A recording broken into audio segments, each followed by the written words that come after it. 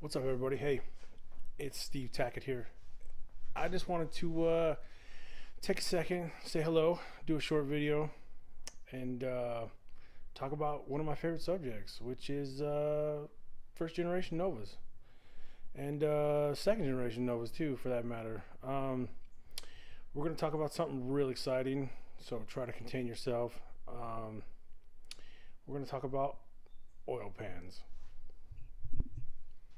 Yep, you heard that right. Oil pans. What's the big deal, you ask? Well, we'll get into it. Here, check it out. So, in 1962, Chevrolet came out with the Chevy 2, also known as the Nova.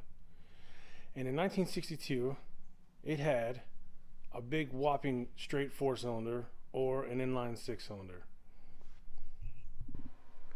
And then in 1964, the big wigs at Chevrolet decided, hey, maybe this little Nova would sell better if we put a V8 in it. So they called up the design department and said, hey, put a V8 in that thing for me. And the design department said, okay, but it don't fit. Why doesn't it fit?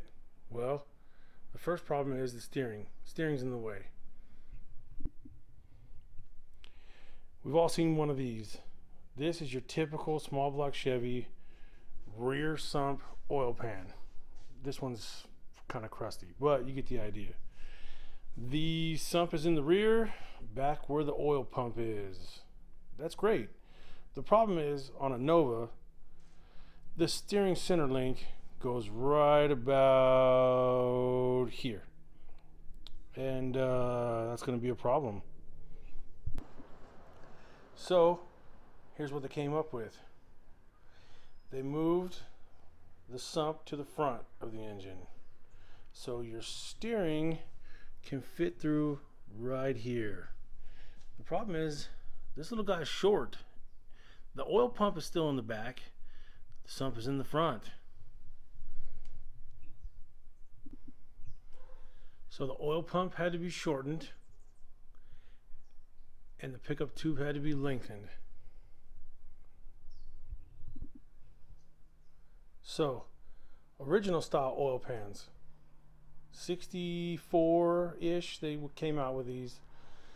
64, 65, 66, 67, anything with a V8 is going to look like this. 283s, 327s. Sump is in the front, oil pump is in the back. So, in order to clear the steering, and especially if you had power steering, you had that power assist ram that goes on the side of it. It needs to clear it. So they had to recess the oil filter, in other words, shorten it down, move the oil filter down, and create this gap here so that it could clear the steering shaft and the power steering ram. Also, if it was a stick shift car, you had linkages and stuff to clear. So that's why they came up with this recessed oil filter and front sump oil pan. So this style oil pan was designed for 283s and 327s. Now, you can use this oil pan on 350s. I have done it before, and here's what you got to do. You got to double check your clearance, because connecting rods on a larger stroke engine, say a 350, are going to make contact with this pickup tube. So I don't know. I've done it on a 350. I don't think a 383 stroker or a 400 would clear it. My gut tells me no, but if you've done it, put it in the comment box and let me know. But I'm pretty sure a 383 stroker or a 400 would have a problem with this style oil pan. So if you have a 62 to 67 Nova and you're thinking about a factory style front sump oil pan, you need to keep in mind the stroke issue clearance with the pickup tube. You want to double check that. anything 350 might have a slight, you can get away with it by bending the tube a little bit. Anything else, 383 and up, you're probably going to have a problem. But this oil pan will work fine on it, on smaller cubic inch engines, no problem. The other things you need to look at is your dipstick. You're going to have one of these guys hanging out the front. It goes in here. So your dipstick's going to be in the front as well. The original hole for a typical small block, you're going to need to plug it. Stick a plug in that hole there to block that off. You're not going to use it.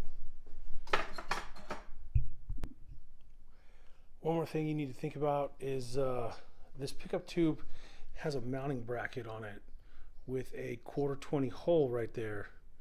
So I want to zoom in on that. All right, there's a 1/4 hole right there for your dipstick tube mounting bracket. Most small blocks don't have a hole there. There's no hole. So you're going to need to drill and tap that hole right there. And I would do that before you assemble the engine. Set your oil pump on here with your dipstick tube, mark that hole, and then do your drilling and tapping before you assemble the engine, just to keep metal shavings and stuff from getting in it. You definitely don't want that to happen. So if you decide to run the front sump oil pan, you got to make sure you run the right oil pump.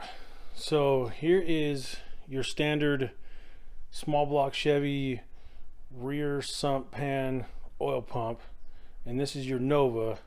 You can tell the difference in height, quite a bit different.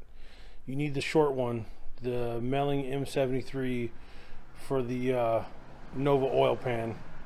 You also need the correct drive rod. The standard one for most small block Chevys is quite a bit longer. So if you don't run the right oil pump, the pan's not going to fit. And if you don't run the right drive rod, your distributor's not going to drop in later, and you're going to have a pretty bad day. Okay, let's talk aftermarket. Over here on this little blue Nova, I had for a long time, back when it was a stock front end, it had a Meladon. I've had both Meladon and Moroso, 7-quart, 8-quart pans, deep capacity, but they hang down kind of far. So the problem was ground clearance. I went through a construction site once with this car, and I put a hole in one, and it was oil everywhere. So they have these ones now. I like these ones. They're much wider. They flare out on the sides. See how it flares out? So you get a lot more ground clearance. I kind of like this. So the problem is, this is just going to clear the steering center link. It's not going to clear the power assist ram. So if you want power steering, this is the factory style power steering, this is going to be a problem. So if you got a manual steering box, manual steering link, this is going to be the way to go.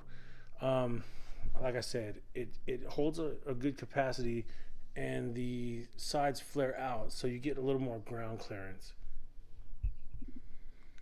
The only complaint I have with these style oil pans, the ones that flare out, I like the ground clearance, but it does make it a little more difficult when you go to install the engine or remove the engine. The way I do it is I disassemble the 4 bolts that hold the idler arm side on the passenger side of the car. Over here I put the 4 bolts that hold the idler arm to the subframe. I like to take those 4 bolts out, and then you kind of swing the steering out of the way and point the front tires out, and you can set the engine in. Well, the problem is putting the when you swing the steering back into that hole, it doesn't clear these corners. It's a real pain. So getting the steering back into that groove, that slot, is kind of a pain. But other than that, it's not too bad. The last option you have is ditch the stock front end, put an aftermarket hides front end on it or aftermarket front clip on it like this one, and then you don't have a steering rack problem. You can clear any oil pan you want, big block, small block, LS swap, whatever you want. There's no steering problem here. Then move the rack to the front and the oil pan clears everything. So there's your options.